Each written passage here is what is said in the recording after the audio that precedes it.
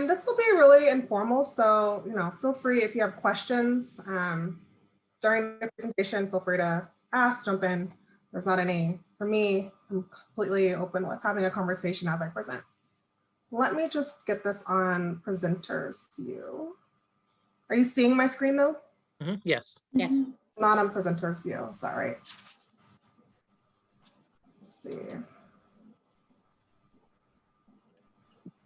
I'm guessing that I didn't.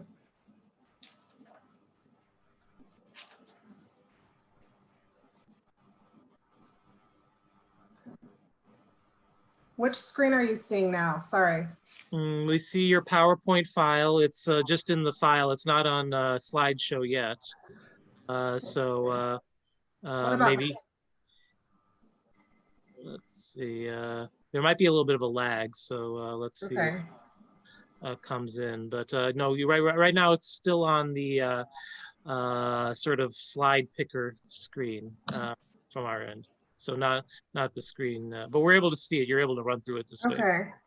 I just did the swap like from the display settings. You might unshare and then put it how you want it and then reshare. Okay. I'll try that.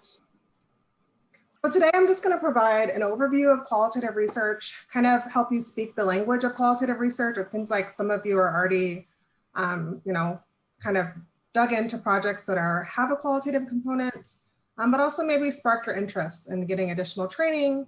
And for some people, this presentation does provide so much insight that you're like, you know what, I never want to do that. And I think that's okay too. It's good to know, enough about it to know whether or not it's something that you want to pursue, or whether it's something that you would want to maybe hire out for if you were ever going to do qualitative research.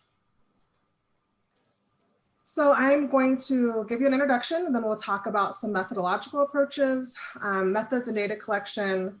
I'm going to go over coding and analysis briefly, and then talk about quality. So the early roots of qualitative work are really in the social sciences. So there's a lot of anthropology and sociology, discipline that kind of comes into play. You'll hear a lot about, field work or ethnography for anthropology. And then the social sciences, there's just, I think it's, just now becoming more applied to health services research, but it's really, the roots are in more social sciences. And so the exact role of qualitative methods in health services research is still developing. So qualitative research is guided by research questions and not hypotheses. And I think, if you're writing grants or you're writing proposals and you have some hypotheses for your quantitative pieces, it doesn't mean that you can't put a hypothesis for the qualitative work. It just means your hypothesis needs to be more, we anticipate finding themes around X, Y, and Z. There's not going to be as clear of like, this is exactly what we hope to find or what we expect to find. So it's really more focused on your research questions and your specific aims. It's very naturalistic and interpretive as well. So the foundation is really epistemological. And so it just means that, you're going to be looking at truth and realities that are constructed. The variables are not going to be controlled for. And also generalizability is really downplayed and the context is really embraced. And so this is a little bit different than quantitative research where you're really focused on generalizability, you're controlling for variables, and you really want to find the truth. For qualitative work, the truth is often, you're trying to get an understanding or gain a perception from someone or, over a phenomenon. And so there may not be a specific truth, you're really going to construct that truth and also interpret it to display your findings. So some of the strengths of qualitative research are that it's an opportunity to understand meaning. So like I said, you get perspectives of individuals. This would be, for this example, people living with disabilities, or there's a lot of community work or in unrepresented, or vulnerable communities. You also understand context, so you can find out how organizational culture affects work routines. There's the opportunity to understand social processes and also develop theories if you're doing more of a grounded theory approach. So what qualitative research is not. So we often do a lot of consults with people doing surveys, where they'll have like an open-ended question or a text box that has, you know, a response that they've elicited from their participants. And so the reason that that's not qualitative work is that it doesn't really have the hallmark of qualitative, like being able to have follow-up questions or being able to probe. So, you know, for qualitative work, it's very deliberate. So you have a very deliberate interview guide, which we'll talk about later. You have very specific follow-up questions and probes. Qualitative research is not just a casual interview or discussion. It's not advisory committees or work groups. Again, it's a very deliberate, structured questions in some cases. So when you begin a qualitative study, we like to talk about reflexivity. And this is just really a conscious self-awareness. So, you know, in qualitative work, you know, we name our biases and just kind of wear it on our sleeve. So that's a little bit different than quantitative as well. You just go in with the assumption that like, you're gonna have some biases and they may affect the research process. It could be positive, it could be negative. You know, it could be that there's a power dynamic between you as the researcher and your participants if you're a clinician.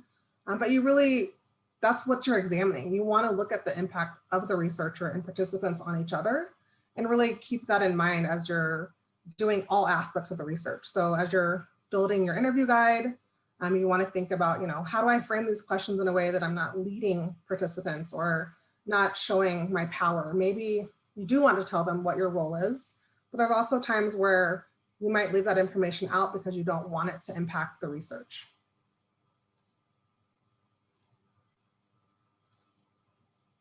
So you want to think about your relationship with the question, the setting, and the participants, and also think about, you know, how that relationship may affect the design of your project. And then also think about your privilege. So, you know, if you're doing community work, for example, you may not want to, you know, in a suit and a tie, you may not also want to wear your scrubs. You may want to dress down a little bit to help establish rapport and trust with the community members that you may be interviewing. This is just a conceptual model of kind of the qualitative research process. Basically, what I want you to understand here is that a lot of these processes are connected, right? And so they're not exactly happening, you know, in some type of chronological order all the time.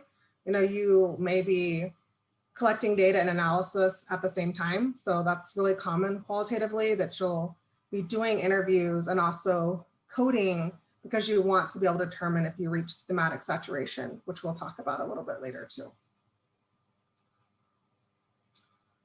So the role of the methodological approach. So the methodological approach is different than methods. I think these often get confused. So your methodological approach is really, you know, kind of informing the entire research process. It's, you know, the method you're going to use, such as grounded theory or phenomenology or discourse analysis. So it's a framework really, and it doesn't add any extra time or money, but it's just something you need to think about from beginning to end, because it's going to help shape your interview guide. It's going to shape, you know, how you collect your data and definitely how you do the analysis. Oftentimes, you know, people maybe go into the research without really designating a framework. And so it seems like content analysis becomes the catch-all for people, that they're like, well, I'm not sure what I really did, but content analysis kind of covers a lot of different things. And so they'll just call it content analysis. I don't want to say that that's bad to do, but it's really helpful if you can really determine this at the beginning and make a decision about which approach you want to use. There's often not a right or wrong approach. So it's just what's the best fit for your research. So there are theoretical approaches versus tools for data collection. So that's the difference again between methodological approaches and methods. You can use several different types based on the discipline. So like I said before, for anthropology, ethnography is a very common approach, you know, but it doesn't mean that you can't borrow some of those approaches from different disciplines as well. So some common approaches are grounded theory, phenomenology, content analysis, which I said sometimes ends up being the catch-all, discourse analysis, ethnography, and case studies. We don't see as much case study in health services research, but there's starting to be a little bit of a resurgence of it in the last year. So for grounded theory projects, really the aim is to discover a theory or framework about a phenomenon. I think this is one that I think is used a lot for people early on in their qualitative work, but then for whatever reason, people kind of move away from it and actually become a little bit more apprehensive about using it because it does take a little bit more of a skill set to do it. And so it's easier to do when you have, you know, a mentor or like if you're in graduate school, but when you're doing it on your own, I think it does take a little bit more of a skill set because, you know, one of the notable things about it is that you may be developing a theory at the end of your work, or you may be refining an existing theory, but it doesn't mean that you have to do that. So I think that's one of the things we like to, you know, let people know during our consults is that you can use a theoretical approach such as grounded theory without having a theory at the end, but it's just more common to do so. And so I think you have to really justify, you know, why you're not having a theory at the end, and maybe, you know, maybe you're having some constructs or building a conceptual model instead. So again, the end product, model, framework, or theory. The audience for this is, you know, clinicians, policymakers, to help them understand, you know, what factors contribute. And so, like I said before, if you are choosing a grounded theory approach, then your interview guide may ask particular questions about like which factors contribute to X, Y, and Z. So that's why it's good to know that up front if you're going to use that approach. And then also for researchers as you're trying to test or build future interventions. These are just some example research questions for a grounded theory approach. It's with grounded theory, sometimes you're trying to either somewhat build a little bit of a list, I would say, or, you know, determine certain factors or how people make decisions. And so that it ends up being a little bit list-like, but you want to definitely get a little bit more information so that it's not simply a list and that there's room for some interpretation. Phenomenology, the aim here is to understand the lived experience of a phenomenon. And so, like I said before, you know, sometimes especially for this approach, I feel like the truth isn't always as important, right? So in some of the research I do, I look at like systematic racism and how its impacts on people's health and their health outcomes. And so in that case, you know, I want to know about people's lived experience. And so it doesn't necessarily matter, you know, whether the event that they described to me, you know, maybe they experienced something that they thought was racist, but it doesn't truly matter, like if that event was, you know, intended to be, you know, if the person who maybe they encountered was intending to be racist, it just more so matters, you know, what their experience was and how it impacted them. So that's something to keep in mind, again, if you're doing qualitative work, that the truth is somewhat constructed by the participant. And it's not, you know, up to you to really get at, you know, what really happened necessarily. It's just, and for them, what happened for them. So for phenomenology, you'll see the word essence used quite often to describe experiences and to really get at some descriptive themes. Again, you know, this helps people get an understanding of the lived or day-to-day experience of a population. And then it also helps generate research questions about experiences of that population. These are some example questions for a phenomenological approach.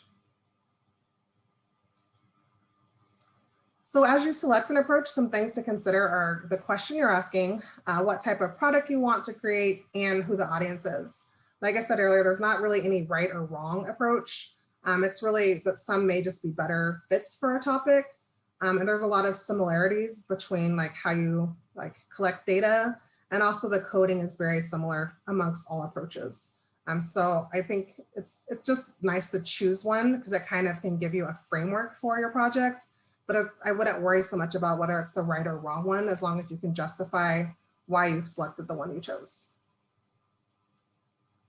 Before I move into methods and data collection, are there any questions? Okay, I'll just continue. So again, methods are different than the methodological approach. So the methods are how you're actually collecting the data. Interviews and focus groups are really our bread and butter for the qualitative core. It's what we most commonly use. They can be done in person, More recently, we've been doing them on the phone or using Zoom.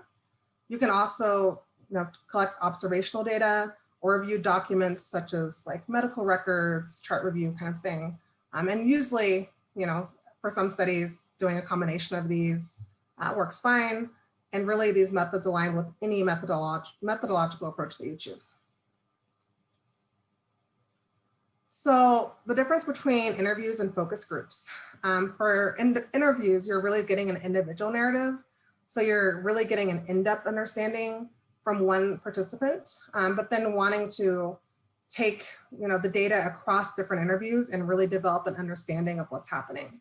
So these can be a little bit time intensive. Our kind of sample size usually ends up being around 20 participants, which it sounds small compared to like a quantitative project, but 20 individual interviews can take quite a bit of time to collect the data and also analyze the data. With a focus group, you're more interested in the discussion amongst participants, right? So one of the nice things about doing a focus group is that you can really get some information about the group dynamic. Sometimes if it's a topic that you think people need a little bit of, assistance around, where they may not think of things on their own organically and they need someone else to bring up a topic that they're like, oh, you know what, that's happened to me too. And let me tell you my experience. But it's really not so good for sensitive or private topics. Obviously, being in a group, people don't always want to share sensitive information.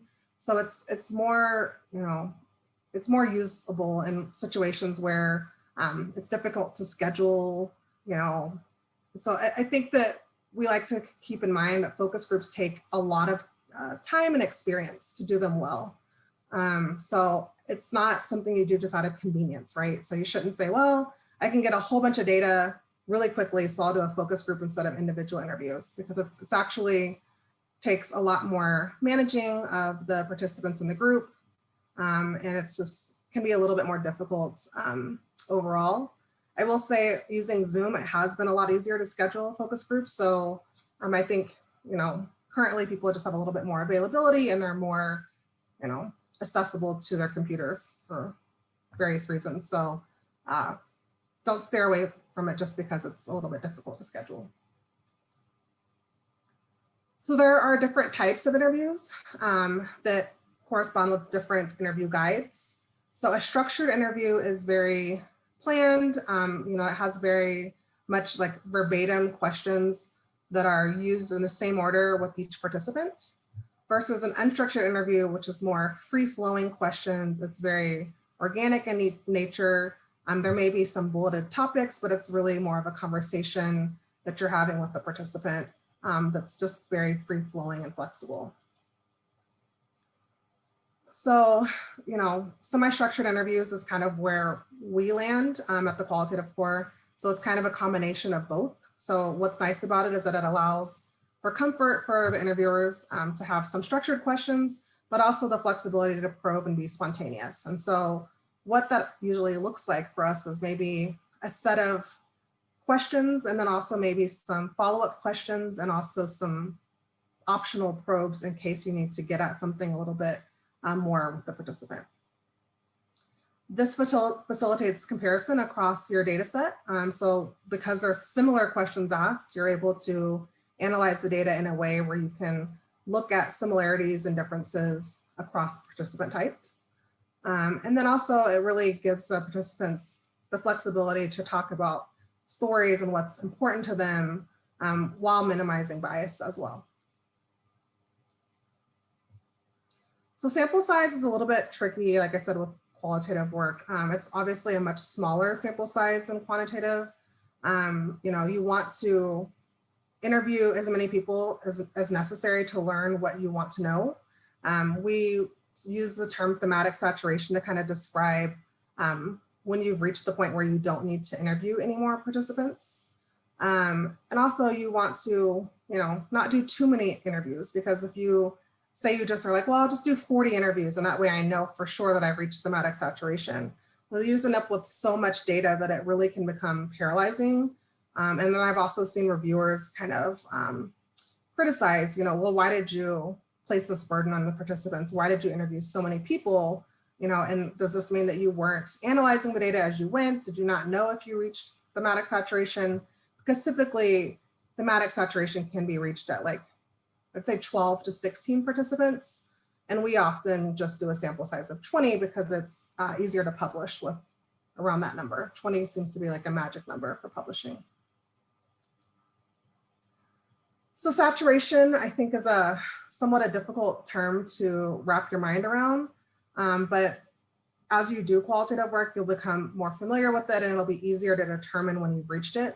It's really the point when you're not getting any new information. So once you've done enough interviews where you're hearing the same thing from each participant, there's not any new insights.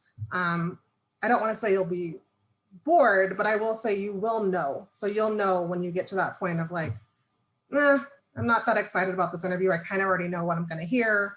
Or you complete the interview and you're like, yeah, that was all the same as what I've heard from all my other participants, right?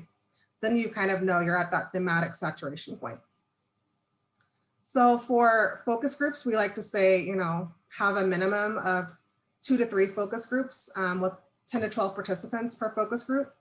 And then for individual interviews, about 10 to 12 interviews minimum per stratum. And so what that means, the stratum piece is, if you're looking at a topic and then you also decide, well, I also want to know the difference between men and women, then that means you'll need 10 to 12 interviews of men and 10 to 12 of women. And then to say you decide, I also want to look at it by race. Well, depending on what characteristics you have, it increases the amount of interviews you'll need to do to kind of reach that thematic saturation in each subgroup. Okay, coding and analysis. So coding is really organizing your text into meaningful chunks and labeling that.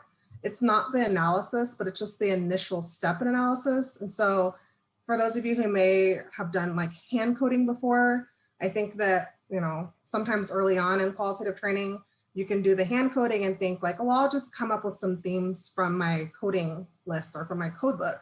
But there really is a next step to this analysis, and we'll talk about that. So you can code transcripts, you can code visual data, field notes, observational notes, and written materials. We tend to use Atlas TI, and we will upload all of these different materials into Atlas TI and code a combination of them. We also recommend doing like a summary sheet after each interview or focus group. And it's just something that you can use to kind of write down your initial impressions, your initial thoughts and findings. And it's also helpful as you're trying to write up a manuscript or an application proposal for a draft of a grant. So there are 2 types of coding.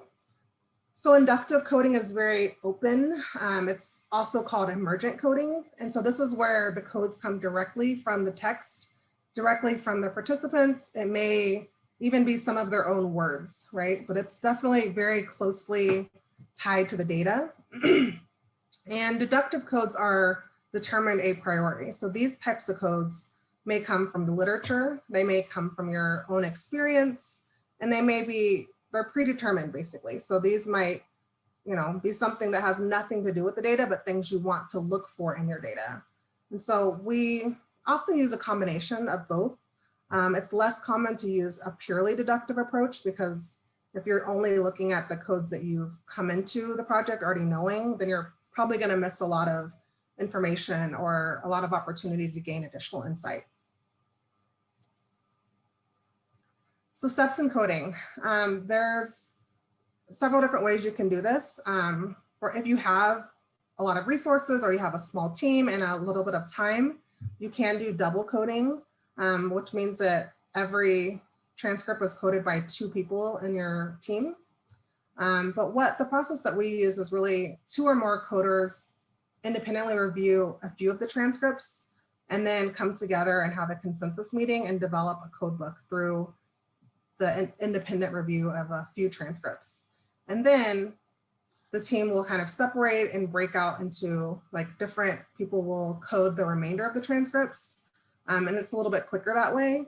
But then as a team, you kind of meet and discuss and agree upon the codes and those definitions. And then you know, once the code book is kind of finalized, like kind of how you were saying, is it Verinia? Did I say that right? So you'll have possibly different iterations of the code book, right? There'll be, you know, some refining or some modifications, but you really don't want to move on to like analyzing all of your additional transcripts until you've really finalized the code book, because, you know, if you start a little bit premature, then that means that you may have to go back to all of your transcripts and like, oh, we've added this code at the end, and now I need to go back to every transcript and see if that code is, you know, captured in any of the other transcripts. One question I have, Brooke, if you're okay with me asking it now, is kind of that balance of that. That's what we've been doing with the code book, is going through iterations, practicing on someone, seeing about adding to kind of try to get a final. And so what is that balance of, if there are codes that emerge as, you know, we're going along, what is your thoughts on like then going back and recoding all of those with those new? So that's what I'm trying to balance, I guess, the deductive versus the inductive. Like ours, mine will primarily deductive, having all of this code book, but I do want to keep open to new codes that come. But I'm thinking logistically how to balance if new codes are added later. Yeah, well, that's a great question. Usually we make that decision upon like, is the code that you might be adding, is it really relevant to the research question? Because sometimes I think we find codes like, oh, this is really interesting, and it might be interesting, but really answer your research question or address your specific aims. And if it does, I think it's probably worth adding. But if it's not as, you know, salient to your research question, then I think that's how you kind of decide, like, that's not a code that we need to add at this time. It could be something that we take note of, you know, for future research that we want to do, or something that we want to look at further, you know, and see if we have a little bit enough pilot information for it for another application. But just kind of really making sure that your codes tie back to the research question and your specific aims. Okay, great. That's helpful. Thank you. Oh, you're welcome. So this is kind of an example of a code book, and yours can look different. There's a lot of, you know, different ways to do this, but our code books usually have like the code name or a nickname, and then it'll also have like a definition of the code, and then maybe an example of where someone could find it in the text if they want to see how it's been applied. And then you will also have subcodes. So there could, you know, I think it's easier to have a smaller code book than a larger one. There's been projects where I've, you know, been helping with an analysis and I come into it and they're like, oh, we're using 300 codes. And it's like, it's becomes very tedious to try to apply so many codes to data. And it's kind of splitting the data so much that it's really hard when you try to like run queries and pull it together interpretive. It's just almost impossible. So I think, you know, you want to get at the detail, but you don't want to split your codes down so much that you are, you know, not able to like, you're like, well, this could actually fit into 20 of the codes I have. Well, that's a sign that maybe you should collapse that code. Those 20 codes could maybe be one code that's a little bit broader. So a lot of times our code books will be, you know, anywhere between 10 to 20 actual codes. But there's, I mean, if you have 30, that's fine. 40 could be fine. But I wouldn't get too high of a number if possible. This is just an example to see how coding looks. So if you were doing hand coding, this just shows, you know, you can apply one code to like a large sum of text. You can also have multiple codes to that text. We tend to do more lumping versus splitting. And so that means like not necessarily coding line by line, but trying to get an overall impression of a larger bit of text. And so again, that just kind of helps you not end up with so many codes at the end that you're overwhelmed by the data. So once you have a final code book, you know, whoever's on the coding team can independently review the remaining transcripts. Like I said, you could double code all of them, or you could even double code a portion just to kind of get at some inter-rater reliability. You could say, well, we had 20% of all of the transcripts were double coded. You want to meet regularly with the team to reconcile discrepancies through consensus, also to, you know, discuss your thoughts and questions, and even maybe check in about some of your biases. So as you're coding, it's a good time to use that reflexivity and say, you know, do I have any biases that are maybe affecting how I'm coding or how I'm thinking about the data? Have I lost a patient this week and I'm looking at things a little bit more negatively? Just anything that could be going on in your life that might be something that you can check in with your team about. And then you want to avoid drifting off code definitions. So, really being mindful of, am I applying this code consistently the same as my other team members? Deductive coding again. So you're starting with that predetermined set of codes, and then you'll be applying those codes to the data. So it's really rare to use primarily deductive coding. I think there's times where we use, an inductive approach, but maybe have a few deductive codes. Like if you're using a framework like Reaim or CIFR or something, and you're like, I want to build these constructs into my code book, then you may have a few deductive codes, but it wouldn't be the majority of your code book. NVivo and Atlas are the primary qualitative software programs. At Accords, we use Atlas TI, but I have used NVivo in the past, and I think it's a really great program, especially if you're doing team-based work.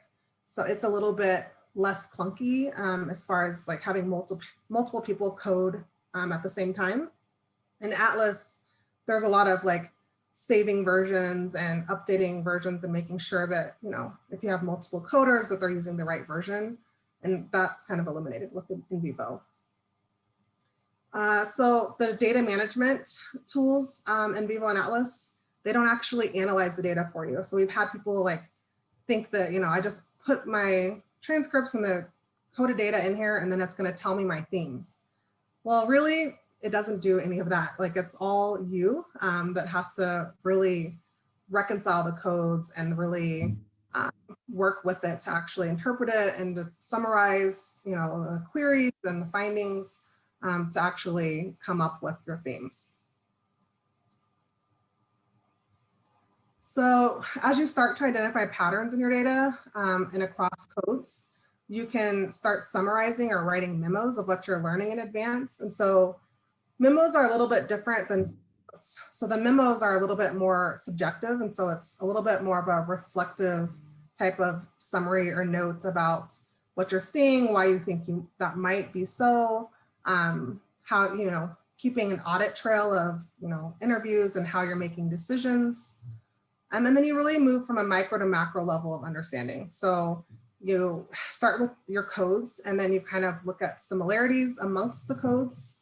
This could be across participants, across clinical sites, and then you'll come up with themes. And we really recommend, if you have a data set and you've really aligned your interview guide accordingly and it's not too broad, then ideally you will have 3 to 4 themes at the end of your data analysis. I know that there's not many quilters, but Charlene and I are both quilters. And so this is something that helps me conceptualize the analysis process. And so if you look at these are just little pieces of material, but you'll see that like there's some similarities across them, right? So similar colors, similar patterns, they kind of all have like a little bit of a water aspect to them. And so think of this as like your individual interviews. So your participants may have some similarities, but they also will have differences. And so as you start collecting their stories, it may look like this. The next step would be coding. And so you're kind of taking apart their story and really, thinking about, the different pieces of how they could look and how they may actually turn into a theme, whether they're salient, whether they're not. Kind of how you want to design and like how you want to tell the story basically.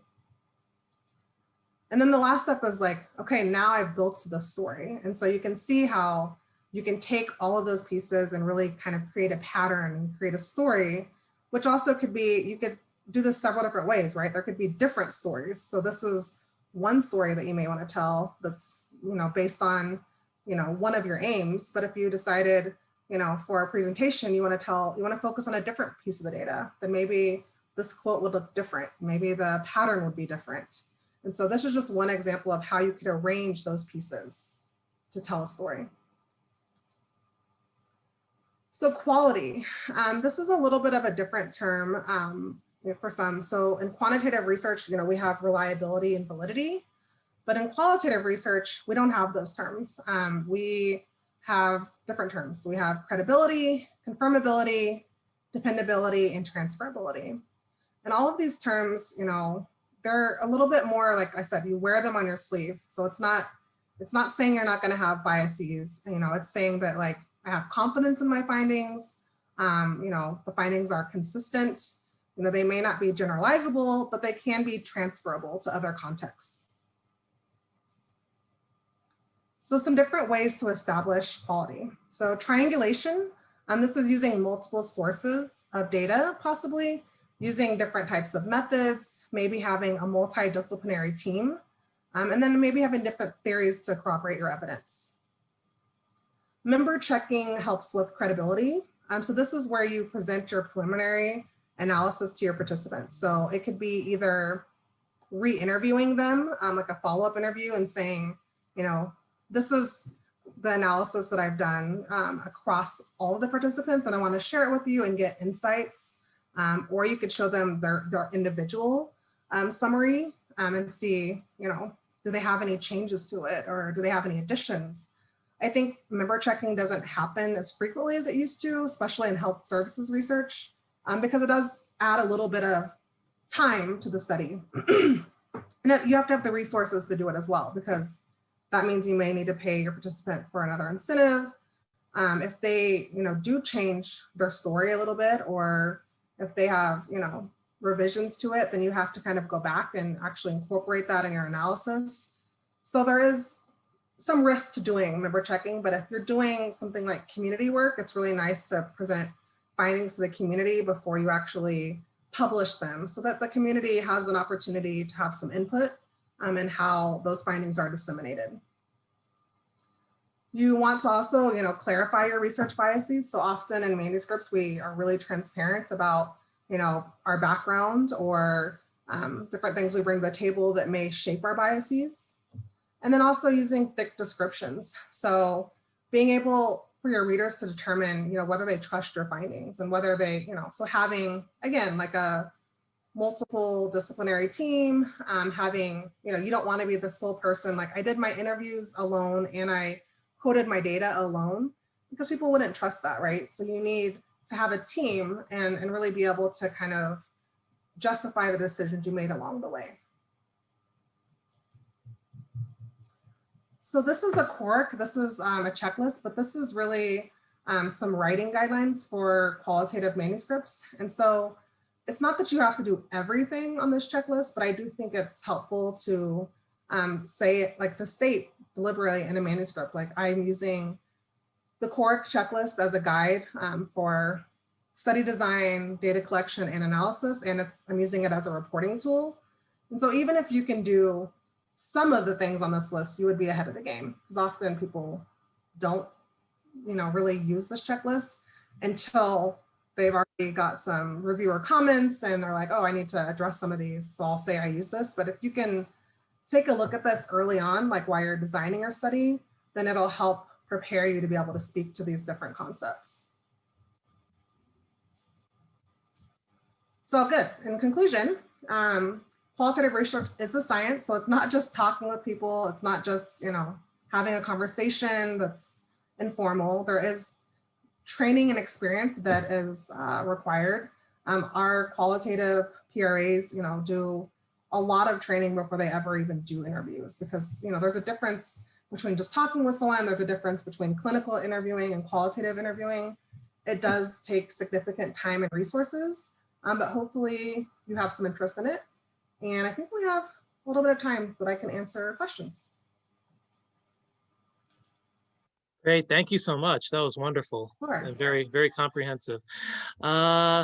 I'm going to open it up now for questions. Anybody like to, and you can ask questions about things generally, or maybe if you have any ideas you'd like to bounce off of Brooke for either work that you're currently doing, or ideas for in the future that you're thinking about for that might have a qualitative component.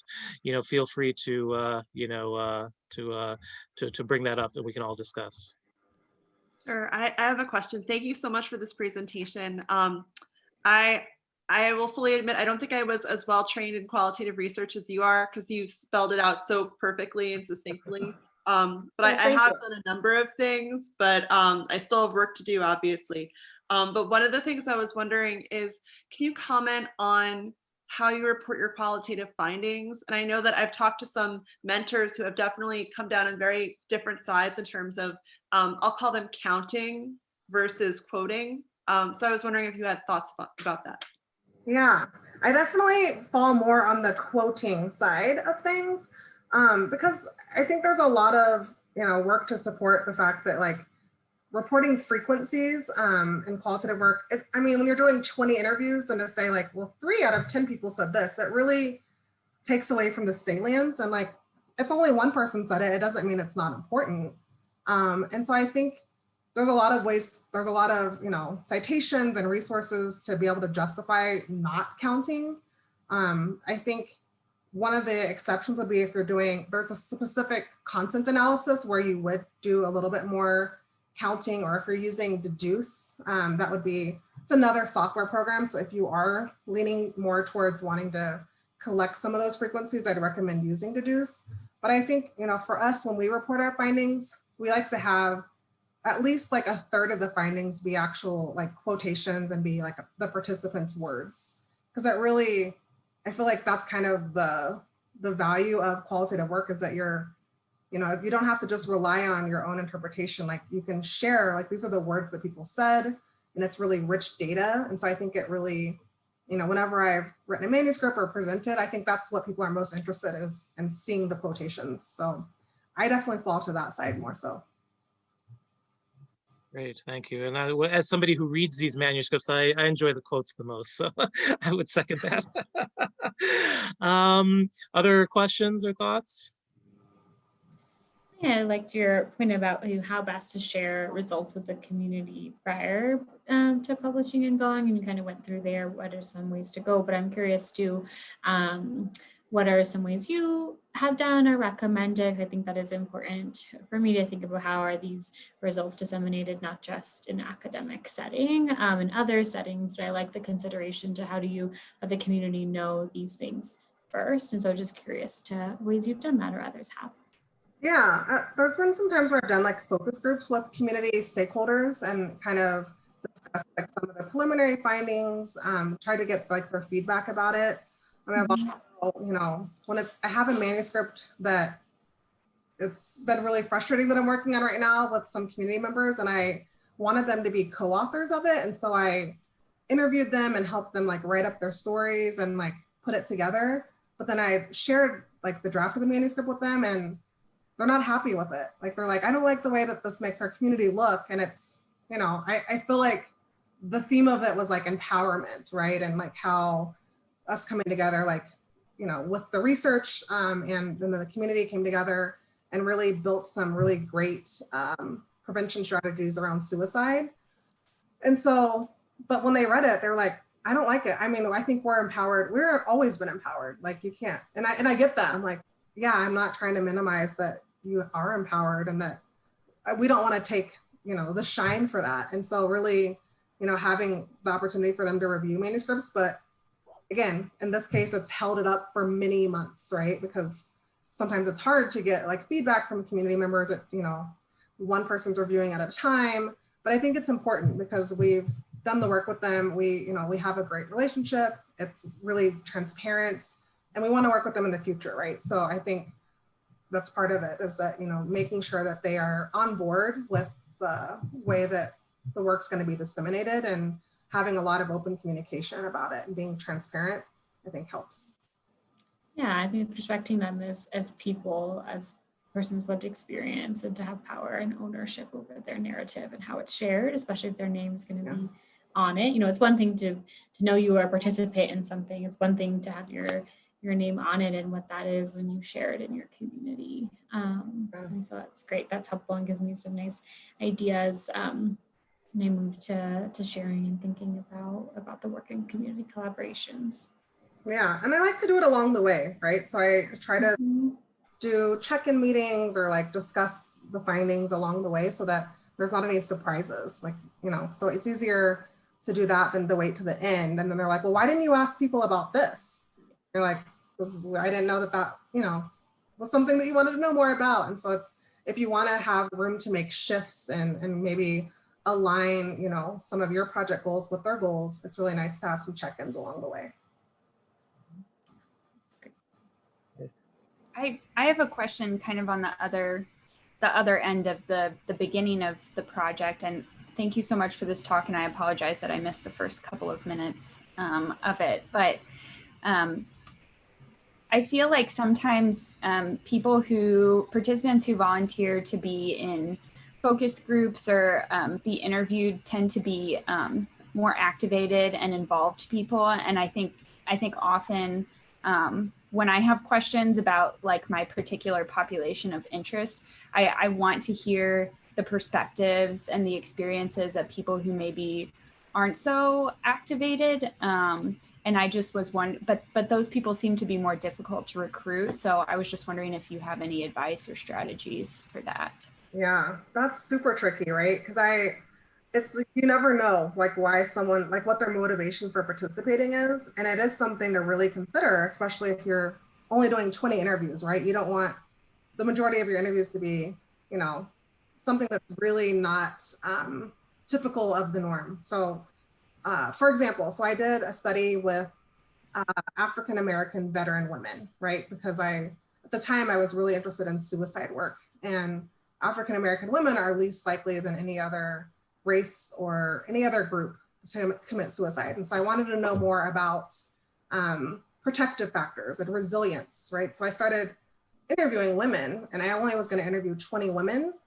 And after like doing demographics and interviewing people, I realized that 18 out of my 20 women consider themselves to be like lesbian women, right? But that wasn't what I anticipated. Like that wasn't something that I really, like I didn't think if I interviewed 20 Black women that there would be such a high number in that category. And so it really shaped my findings differently. And so it is something to really consider, but it takes a little bit more creativity around recruitment and being innovative to like really reach that group. But I think, you know, there's times where you really can't avoid it, right? There's going to be people have their own motivations for participating, and it may be those people that are really active engagers, but sometimes even asking them like, how do I reach, you know, this other group, you know, who else could I talk to? So maybe using like snowball sampling and seeing like if they have any recommendations of like, who else could I talk to that maybe is less, you know, of an advocate for this, or that, you know, knows X, Y, and Z versus this, if you can use snowball sampling. Yeah, I guess snowball sampling is yes. And I guess like kind of piggybacking off of that question. So for the first aim of this grant, I'm doing group level assessments. And I've found that one of the barriers in people that I'm interested in participating, being able to participate, is having the time. And so is it ever acceptable to use like kind of two types of qualitative methods and meld the findings? So for instance, like calling people on the phone and doing short semi-structured interviews at a time that's convenient for them, and then kind of melding it with the GLA findings, is that, or comparing them, is that ever acceptable? So if you were to do like a semi-structured phone interview versus like another data collection method? Yeah, so I've already completed the group level assessments. Well, I guess the ones that we had planned, certainly we can, you know, do more, but I just feel like there's kind of, there's a population of people that haven't been available because their schedules are just trickier.